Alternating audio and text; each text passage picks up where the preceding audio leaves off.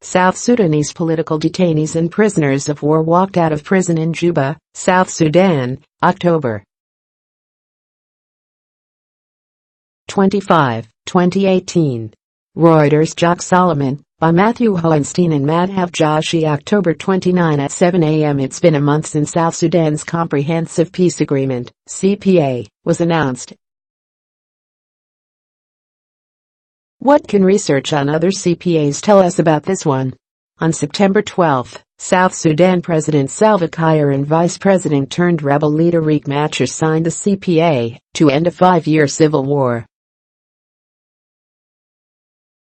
The agreement received a tepid reception from diplomats, academics, and policy analysts. Kiir and Machar signed a similar CPA in 2015, but fighting resumed within months. The new CPA may succeed if Kiir and Machar implement its key provisions. Our research identifies 51 categories of reforms from 39 CPAs since 1989. We classified the reforms in South Sudan's 2015 and 2018 agreements, and found that 26 of the 27 reforms in the new agreement were also in the 2015 agreement.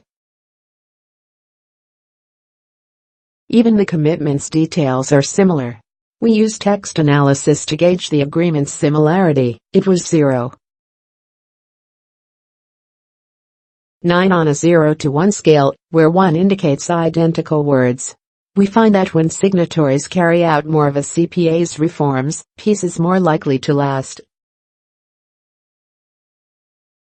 When the 2015 CPA collapsed in 2016, 20% of its reforms had been implemented. Overall, our data shows signatories complete, on average, 52% of a CPA's reforms within 2 years. Preserving the ceasefire and safeguards are critical next steps in the coming months. Maintaining the ceasefire and establishing built-in safeguards are critical. Safeguards allow signatories to discuss disputes over the peace process, reducing the likelihood that parties resort to violence. Both of South Sudan's agreements include 2 safeguards: a temporary power-sharing government and monitoring groups to oversee the implementation and ceasefire. However, by the end of 2015, these were only minimally implemented. There have been ceasefire breakdowns already, but these appear fewer and less severe than after the 2015 CPA. Importantly, after these recent breakdowns, Kiir ordered the army to respect the ceasefire. Ceasefire violations remain limited when leaders reject, rather than justify, the use of force. In our data, 71% of ceasefires experience similar or worse breakdowns in their first year. The ceasefire monitoring group met the agreement's initial deadline to organize and began investigating the violations. However, the implementation monitoring group missed its target to hold its first meeting due to the signatories' delay in nominating their representatives. Such delays are common. The 2018 agreement restored the 2015 transitional power-sharing government. Kiir will remain president, while Machar resumes his role as vice president. This could prove problematic. In 2015, Machar delayed returning to the capital to take office for 8 months over fear for his security. 3 months after finally taking office, he fled renewed fighting in the capital.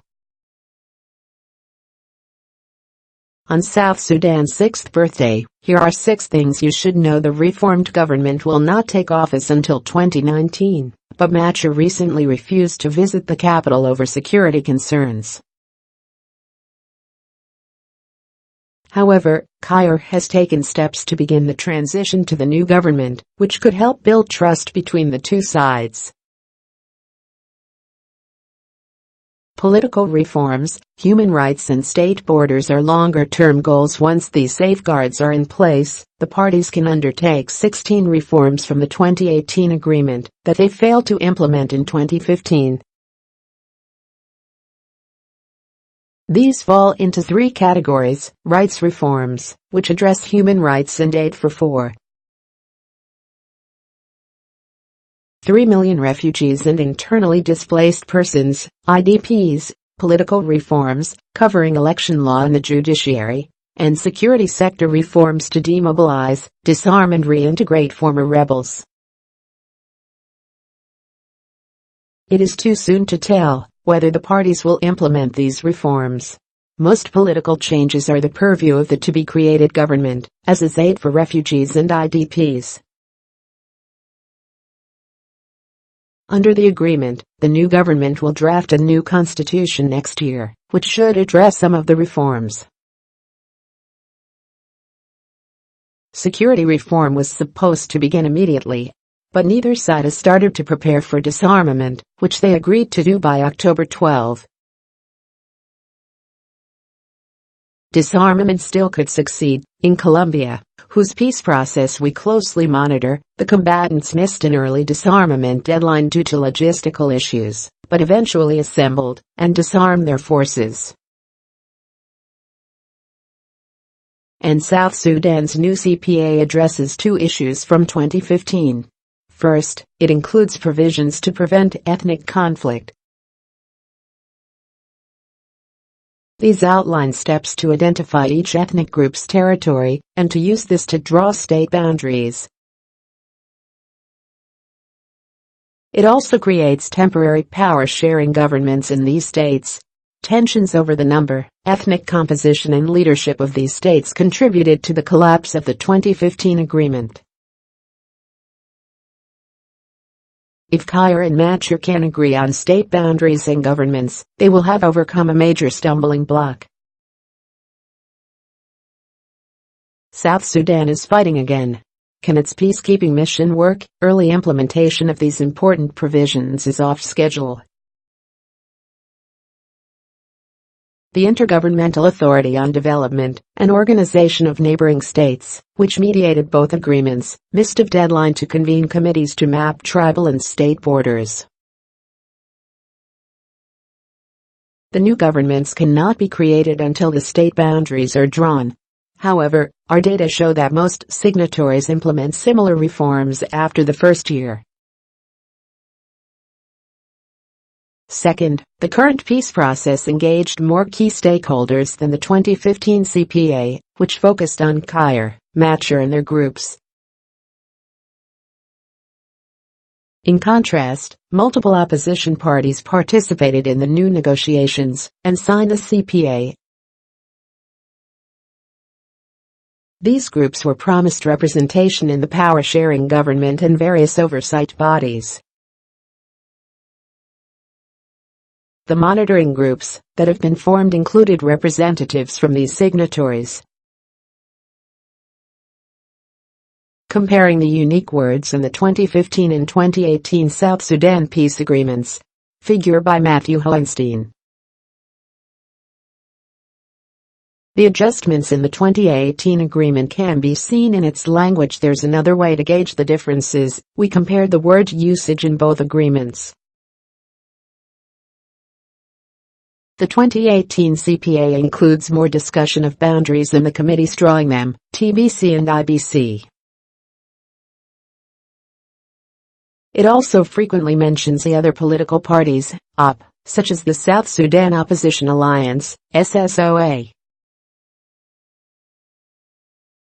This suggests Kiir and Machar may cooperate more with opposition groups than they did in 2015. While South Sudan's new CPA may resemble a prior failed agreement, it is not necessarily doomed. Durable peace in South Sudan depends on Kiir and Machar upholding their commitments under the CPA. The new agreement addresses some issues that undermined its predecessor, and there is some progress on important short-term reforms. This progress helps both sides bridge differences, build mutual trust, and initiate long-term reforms. Matthew Hauenstein is a postdoctoral research associate at the Kroc Institute for International Peace Studies and the Keough School of Global Affairs at the University of Notre Dame. Madhav Joshi is an associate research professor and associate director of the Peace Accords Matrix at the Kroc Institute for International Peace Studies and the Keough School of Global Affairs at the University of Notre Dame.